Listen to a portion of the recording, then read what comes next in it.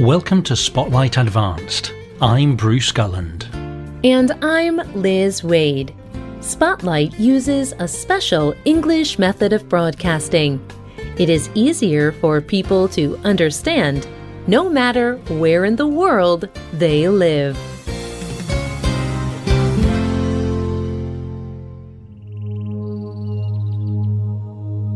This is a story that Australia's native people tell.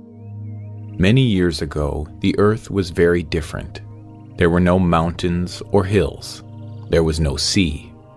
Then life came suddenly. These were the ancestors. They were spirits in the form of animals, plants, and people.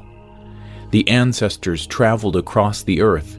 Because of them, the seas filled with water. Where they stepped, hills and mountains appeared. One of these mountains grew in the middle of the desert. Many of the ancestors lived on this mountain. The local people were called the Anangu. They discovered the place and lived by it, too.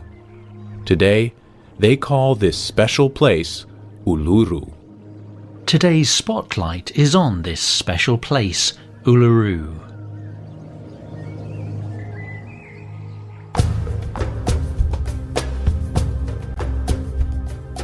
What you have just heard is a story about the beginning of the world told by the Anangu people. The Anangu are one of Australia's native people. They have lived in Australia for almost 65,000 years. The land is very important to the Anangu. It is filled with their history. They even talk about the land as if it were a person. They call it my grandmother or my grandfather. For the Anangu, the place they live is not just a place. It is part of who they are. Uluru is one of the most important places for the Anangu. It is a huge sandstone rock in the middle of a flat desert. From the ground to the top, it is 348 meters high, and it is 9.4 kilometers around.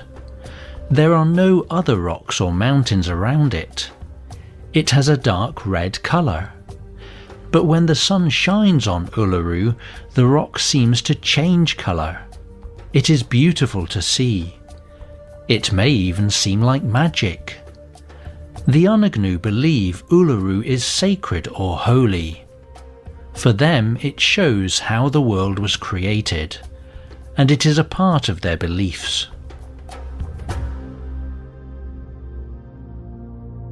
But Uluru is not just important to the Anangu. In the 1600s, European settlers sailed to Australia. After a long time, they found Uluru. They did not know about the Anangu people, and they did not understand the Anangu religion. The Europeans believed Uluru was just another very beautiful place. Over time, European settlers conquered Australia. They called Uluru by a different name. They called it Ayers Rock, and many of them came to the place so that they could see it. In 1936, people began travelling to Uluru to see it. They were tourists. Many of these people wanted to climb the rock. At this time, Uluru was in a national park, and climbing it became part of visiting. Many Australians were very proud of Uluru. It was one of the most well-known places in their country.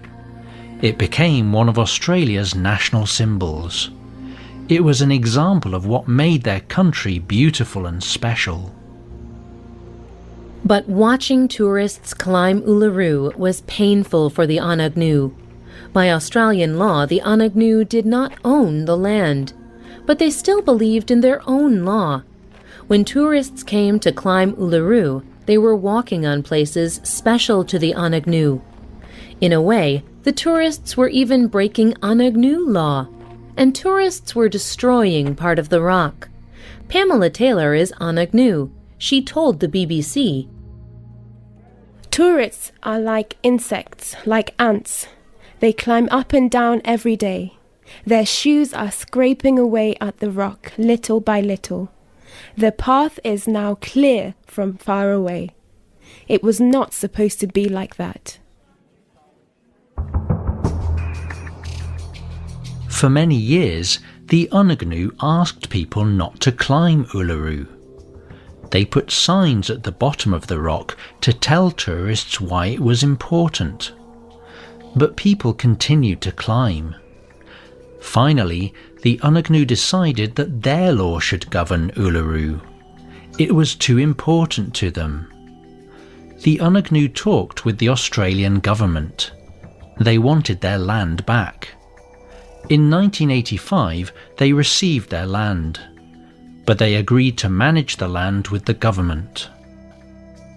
But the Anangu also wanted to stop people climbing Uluru. The government did not know what to do. Many people did not want to stop the climbing on the rock, and tourism brought in a lot of money. Some people believed the Anangu could even benefit. Maria Belias is a reporter for Northern Territory News. She writes that it is difficult to make money in that area. She says, "Creating jobs for the Anangu can only be positive. It would bring a lot of money to people who need it. We could address safety issues from the climb, and we could employ more guides so that people obey Anangu law. I can only see a chance to make a lot of money that we should explore." But the Anangu believe closing the climb will not drive people away. They say it will make Uluru more interesting. They plan to teach people about their culture. They want to tell tourists stories about Uluru. Sammy Wilson is the board chairman of the Uluru Katajuta National Park. He told The Conversation, "Visitors do not need to worry that there will be nothing for them with the climb closed. There is so much else in the culture here. We have a lot to offer in this country. There are so many other smaller places that are culturally interesting that we can share. Instead of feeling disappointed, tourists can experience the place with the Anangu. They can enjoy that they learnt so much about our culture." And telling people about their culture has done a lot for the Anangu. The Anangu could not close the Uluru climb at first, but they began telling people about their culture. And this started to change people's minds. Tourists began to respect the Anangu, and they stopped climbing Uluru when asked. Then, in 2017, the Anangu asked to close Uluru again. They argued powerfully for their rights. Many other people joined the Anangu, and this time the national park where Uluru sits agreed. The decision made some people angry, but Uluru closed the climb in 2019.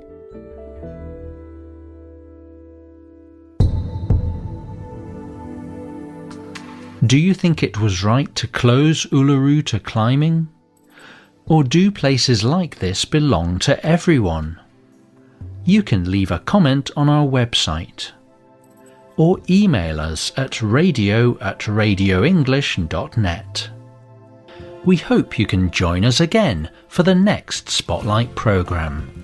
Goodbye.